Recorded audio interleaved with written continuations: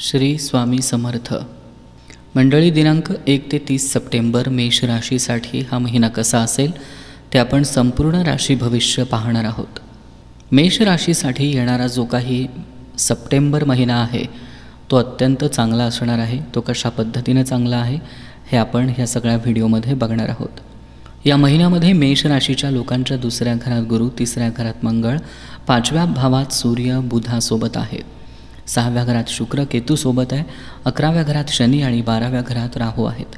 सगळ्यात आधी तुमच्या आरोग्याविषयी विचार करूया.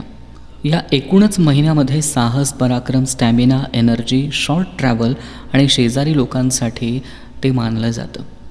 आरोग्याच्या दृष्टीनं कोणतीही चिंता करण्याची गरज नाही. पण जास्त ट्रॅव्हल करणार असाल तर थोडासा तुम्हाला काळजी घेणं त्या प्रवासामध्ये क्रमप्राप्त ठरतं आहे. तुम्हाला थोडा थकवा जाणवू शकतो. बाकी मोठ्या आरोग्याचे प्रश्न काहीही नाही आहेत. मेष राशीच्या लोकांनी सप्टेंबरमध्ये ज्या व्यक्तींसोबत प्रेमसंबंधात असाल ती व्यक्ती तुमची खूप काळजी घेईल आणि तुमच्या प्रेमसंबंधात सकारात्मकता असेल.